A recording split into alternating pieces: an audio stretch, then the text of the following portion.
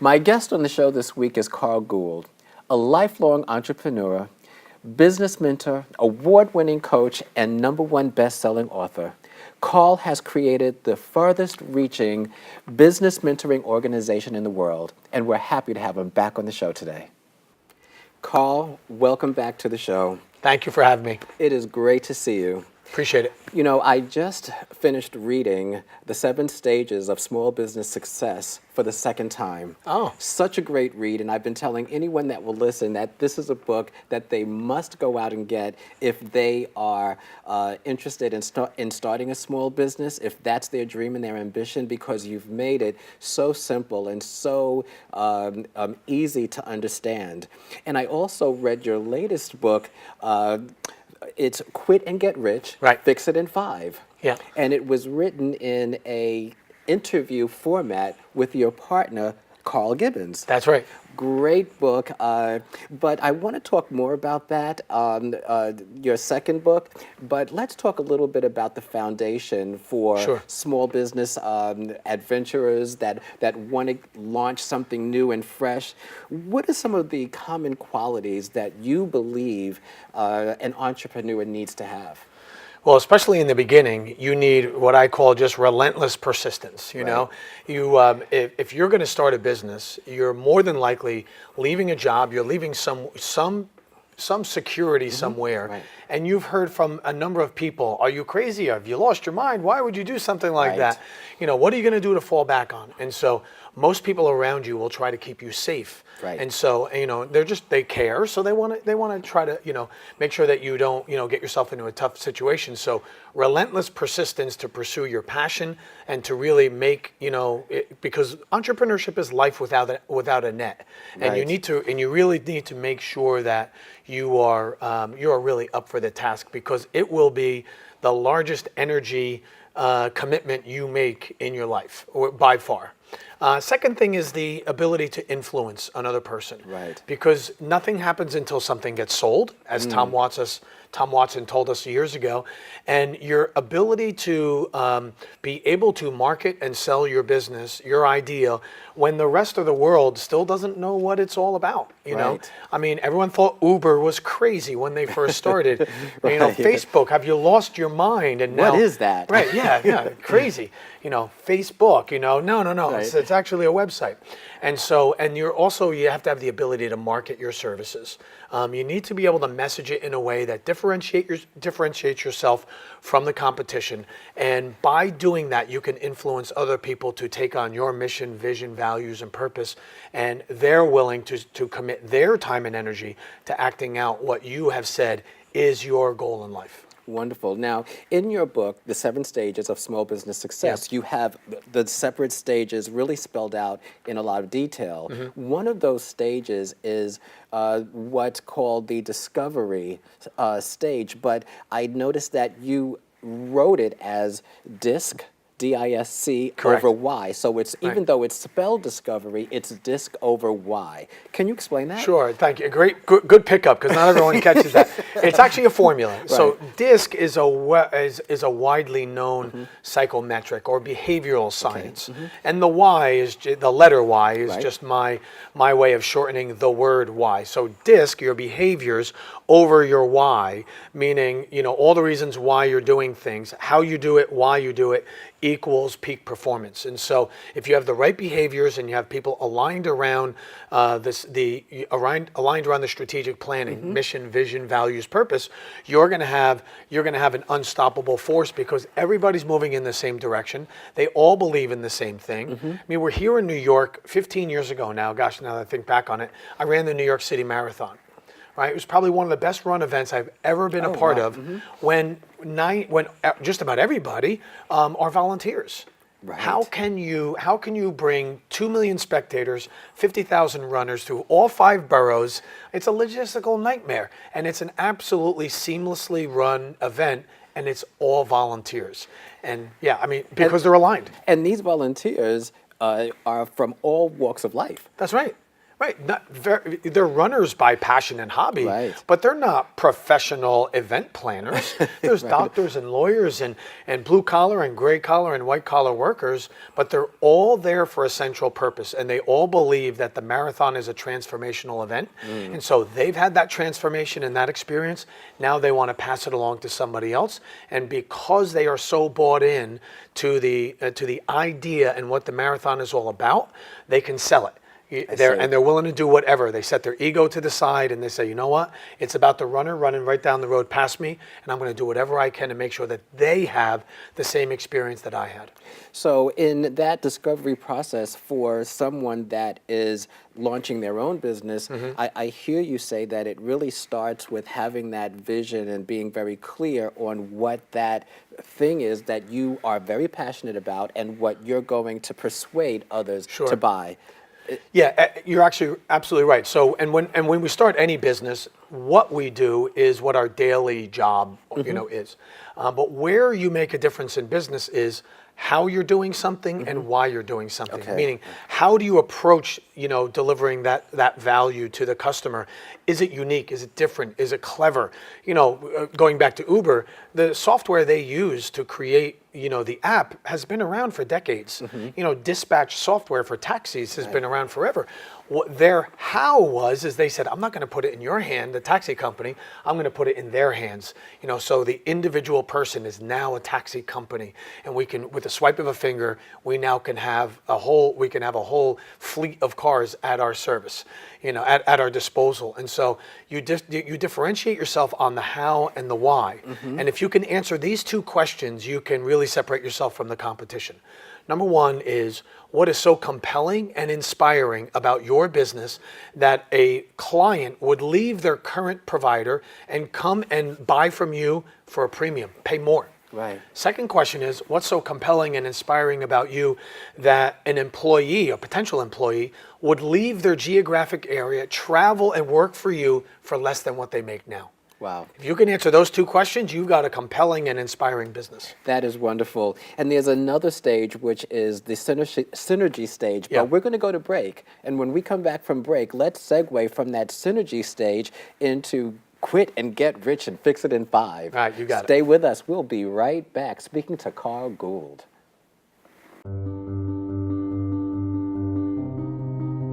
What do you wish for? A nice life? Nice things? Or do you wish for something more, a sense of purpose? Do you wish to discover a cure, to write code that cracks an unsolvable question, to further our exploration into space? Or to invent something that changes everything, right here on Earth? Well, if that's your wish, make yourself ready. Because when you look back, you'll see that you didn't just make wishes, you realized them.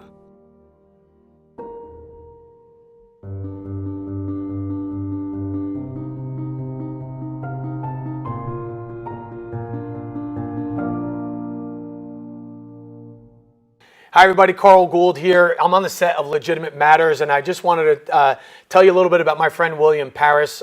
He runs probably one of the best produced shows that I've ever had the chance to be on. He's a thoughtful and very insightful interviewer, and I've had the chance to get to know him a little bit, as well as learn about what he's doing off the set, which is probably 10 times as much as he's doing on the set. And I highly recommend that you tune into his show and consume all the stuff that he's got, because the stuff that he's teaching people is really just first class. Welcome back to Legitimate Matters. I'm your host, William Parris, having a great conversation with my guest today, Carl Gould. Carl, when we left the first segment, we were talking about the stage 3, which is the synergy stage. Right. And when I read both books, I felt that Quit and Get Rich and Fix It in 5 was almost a continuation, because I read that the stage 3 is when you're ready to hire someone. That's right. And then Fix It in 5, you have a team. Right. And what do you do with the team? Now And how do you deal with it? Now Right. what Yeah, do you do? exactly. So let's talk about that synergy stage, and then talk about how you transition that into Quit and Get Rich, Fix It in 5. Sure. So we talked about discovery process, and that's stage 1, the strategic planning. And it's so important that your team is bought into your vision, because in the very early stages of an entrepreneurial company, you have very minimal systems. You have to rely on the team's creativity, their willingness to do whatever it takes to make things happen. And you know, sometimes you're reinventing the wheel on a daily basis, right? As you go. And so you need people that are willing to put their ego and their agenda aside in order to do that. And so that's why we call it synergy. Everyone synergizes around the vision of the company and says, you know what, I'm just willing to do whatever it takes. So now you've built, stage 3 is about building the implementation team. Not the management team just yet, just the get-her-done team. Okay. You know, in stage 2, we became an authority in our niche, and so we got so busy, and we're in such demand that we need other people to help us get the work done. Right. So now we've got this great team, and so this is where Fix It in 5 comes in, because when we were doing the radio show, we kept getting question after question about, how do I manage my team? How do I give this person a raise and not that person a raise?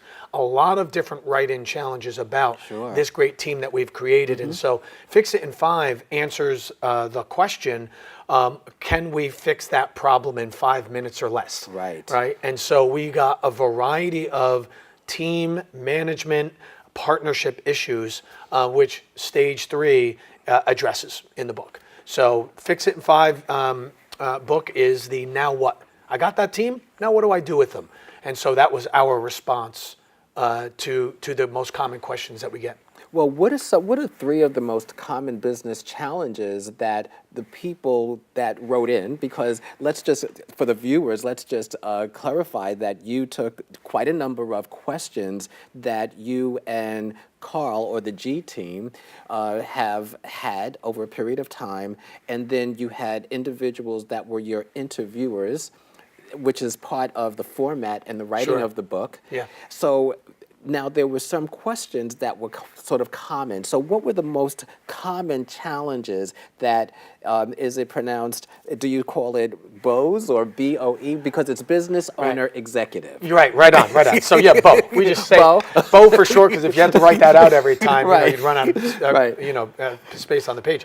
But commonly we hear cash flow is an issue. Right. You know, how am I doing all these sales, and I think I'm doing things at a profit, and how can I possibly be out of cash? That's one of our most common ones. How do we get funding? You know, what do my financials need to look like in order to do that? So cash is always a big one. We get team issues, you know, partnership, you know, employee, and we also get sales and marketing. Right. You know, in most businesses, in order to scale, you need to go from friends selling to friends to strangers selling to strangers. Right. And in most businesses, when they start out, you do a good job for somebody and they become a friend. And then they refer you to a friend. Now you're working for another friend. But at some point, that sphere of influence runs out of referrals or can't sustain the business. And so now you have to hire somebody you don't know, a stranger, to run your sales and marketing. So they go out and find other strangers who are going to buy from you. So you have to hire a stranger who goes out and finds strangers. And that's when you can scale. So we get those questions all the time. I'm a great attorney. I'm a great lawyer. I'm a great contractor. But you know what? I'm not growing as fast as I once was. Why is that? And that's almost always the case. They lack systems in the area of sales and marketing.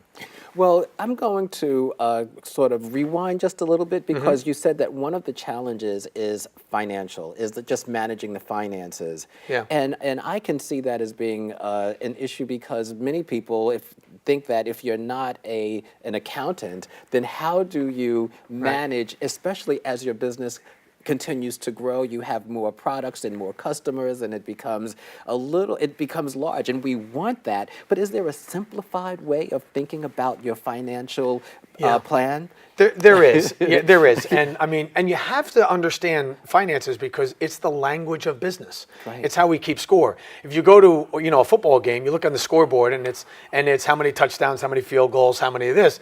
That's that language. In business, the language of business is accounting, and that's your scoreboard.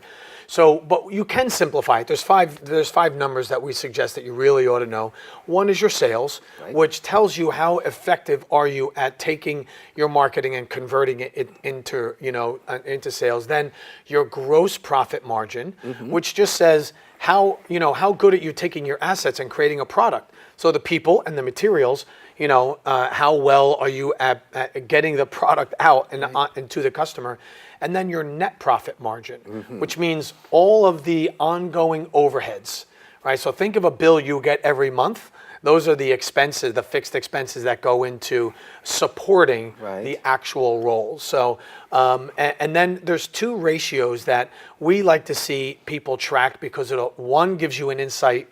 It gives you an insight into your staffing, and the other gives you an insight as to whether or not you're going to have revenue down the line. So the first one is revenue per employee per year, right? So if you're $1 million business and you've got 10 employees, each employee is worth $100,000 per year. Well, that's kind of interesting because what you just said is that you're placing a dollar sign to everyone that you hired. Absolutely. Okay. And can you justify, will that person who sits in accounting help this company make $100,000 more or not? If the answer is no, then you don't need that accountant yet. Okay. If the answer is yes, then we should bring that person in.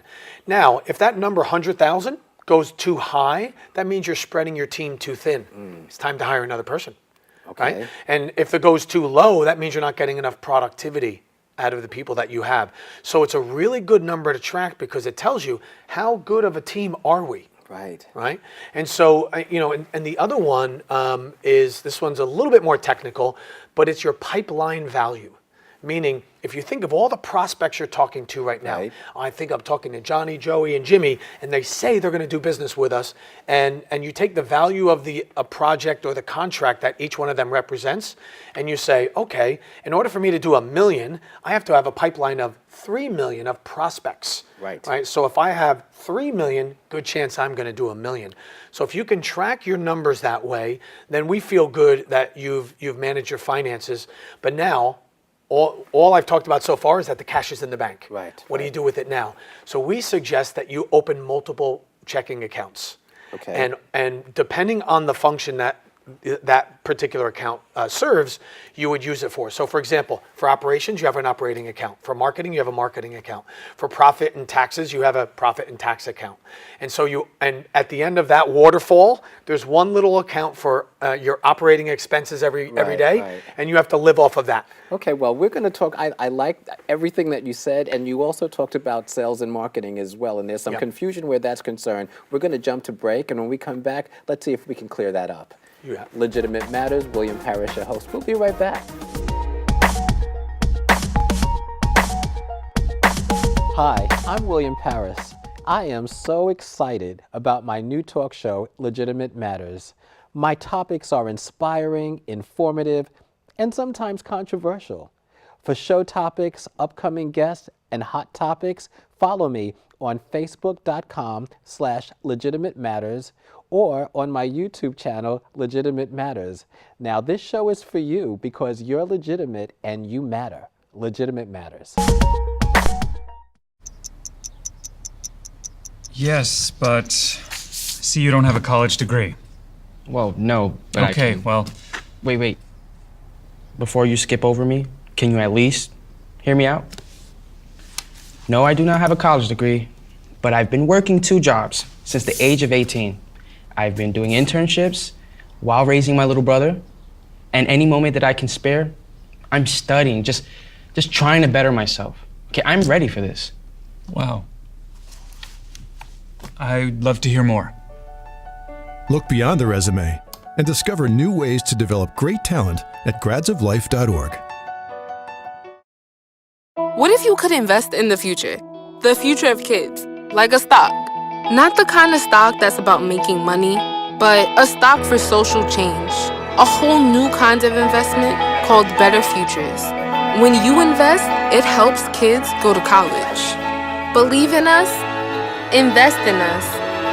Watch us grow. My name is Sydney, and I'm your dividend.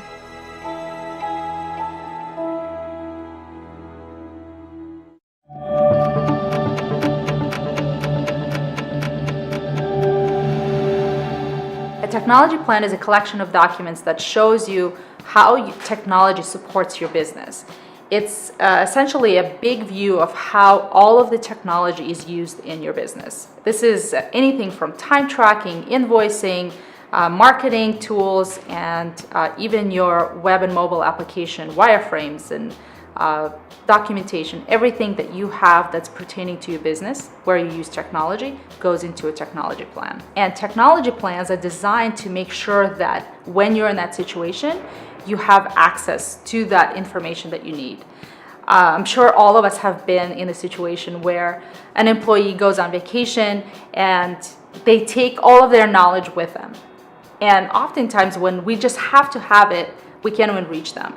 So technology plans will save you from that situation and will give you the transparency in the organization to all of the right information to the right people when they need it, whenever they need it.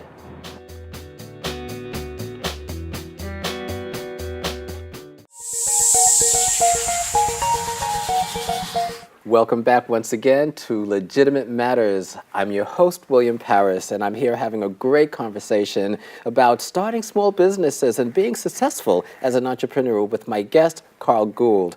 Carl, in the last segment, we were talking about financial challenges and how to really manage that. And you mentioned also that whole sales and marketing component, which, of course, for any business is critical. If you can't sell, you're just dead in the water. Yeah, You've got you nothing. can't get anywhere. You've got nothing. Yeah. So you mentioned in your book, Quit and Get Rich, Fix It in 5, something that you called the feast and famine syndrome related to sales. Can you explain that? Sure, yeah. It's this roller coaster ride that especially small and emerging businesses get into where when they first get a job, they're all happy, they get a project, and so they go to work, but so that's the feast, but they're not marketing.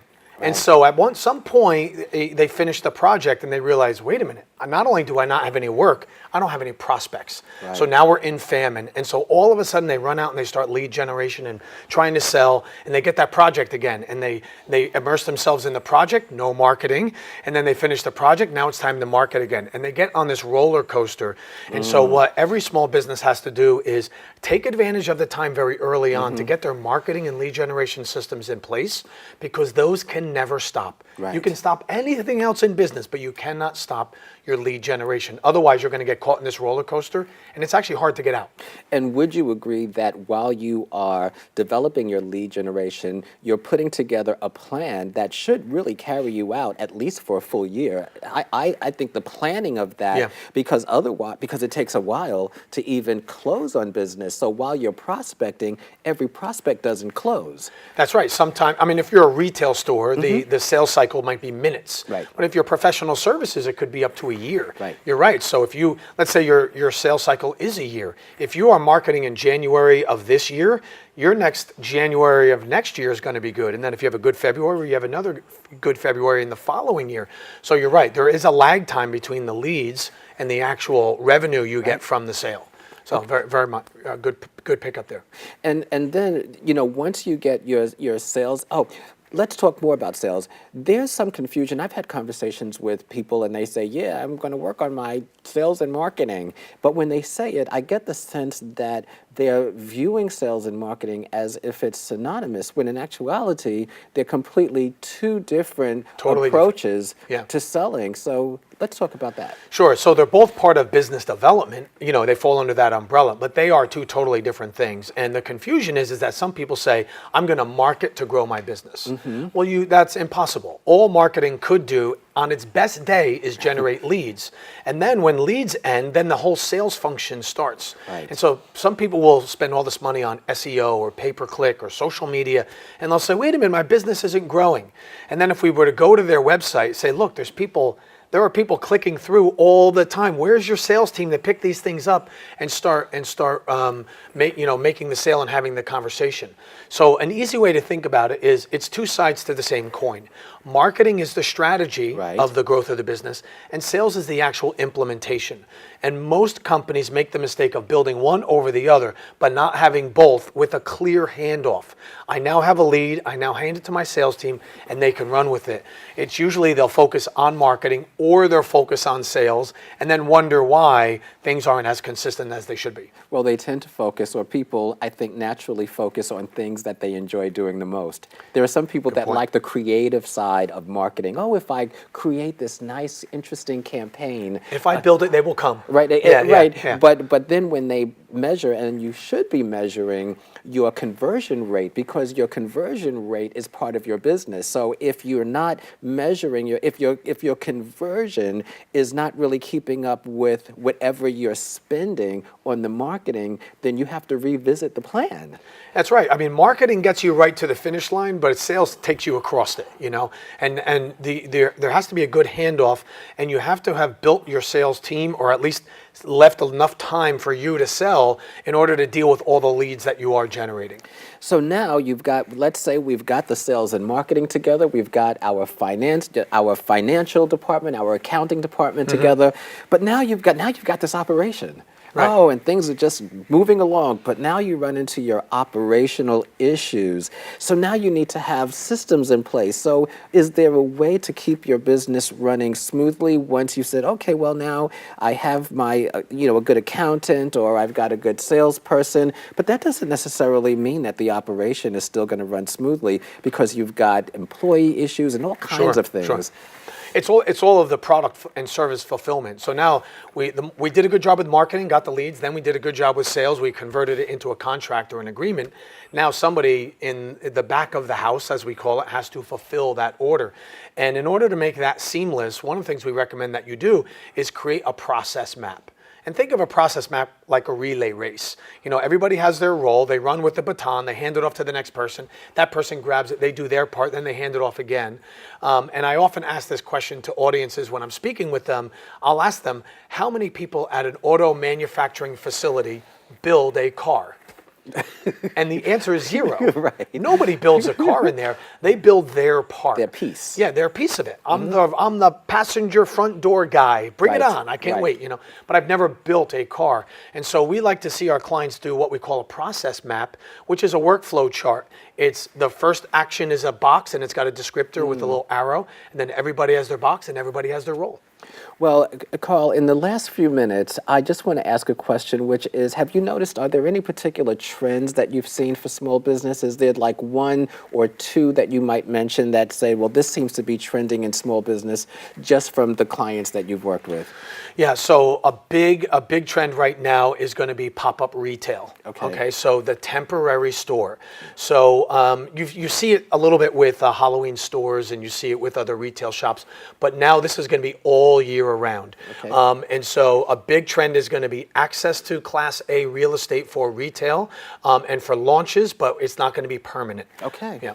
Well, I want to thank you for returning to the show. Thanks for Carl, having it was great seeing you. You are a wealth of information. For those of you that are considering or have started a small business, Carl's books are The 7 Stages of Small Business Success and Quit and Get Rich, Fix It in 5. And this is Legitimate Matters, and I am your host, William Parris. Follow us on Facebook and YouTube, and don't forget to subscribe. We'll see you next time.